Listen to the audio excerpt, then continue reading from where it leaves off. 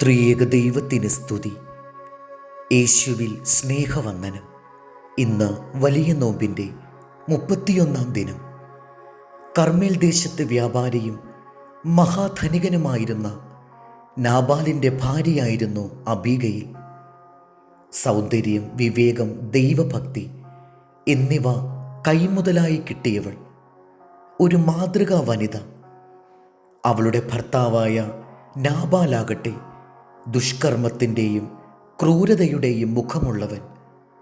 ദാവീദും അനുയായികളും രാജാവായ ശൗലിനെ ഭയപ്പെട്ട് പാരാൻ മരുഭൂമിയിൽ ഒളിച്ചു താമസിക്കുന്ന സമയം നാബാലിൻ്റെ ഇടയന്മാർക്കും ആടുകൾക്കും ഇവർ സംരക്ഷണം നൽകിയിരുന്നു. ആടുകളുടെ രോമം കത്രിക്കുന്ന ഉത്സവത്തിൻ്റെ അവസരത്തിൽ നാബാലിൻ്റെ ഭവനത്തിലേക്ക് തൻ്റെ അനുയായികളെ പറഞ്ഞുവിട്ട് സഹായം അഭ്യർത്ഥിക്കുന്നു. ഉത്സവത്തിൻ്റെ അവസരത്തിൽ വിശപ്പടക്കുന്നതിന് ഭക്ഷണത്തിന് വേണ്ടിയുള്ള അഭ്യർത്ഥന ഒരു പ്രത്യുപകാരമെന്ന നിലയിൽ നാബാൽ അത് സ്വീകരിക്കേണ്ടതാണ്.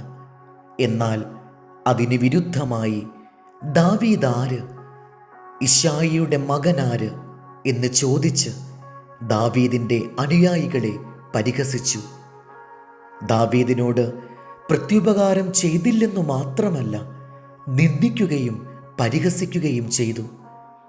തൻ്റെ ഭർത്താവിൻ്റെ അതിഥി നിന്ന അബീഗയിൽ അറിഞ്ഞു.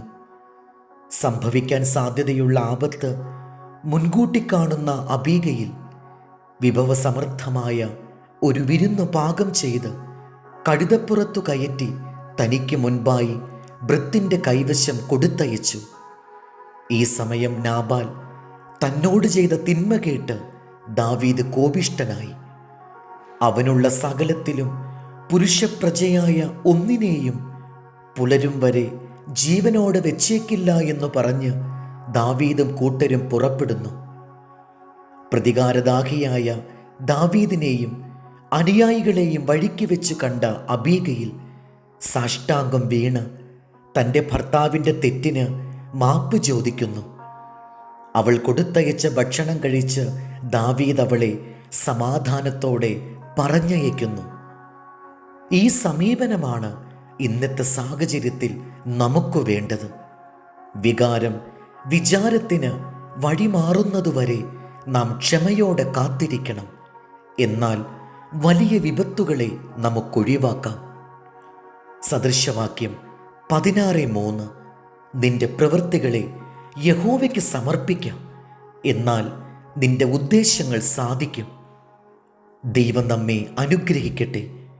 കർത്താവിൽ എളിയ ശുശ്രൂഷകൻ ഈരാളിലച്ചൻ.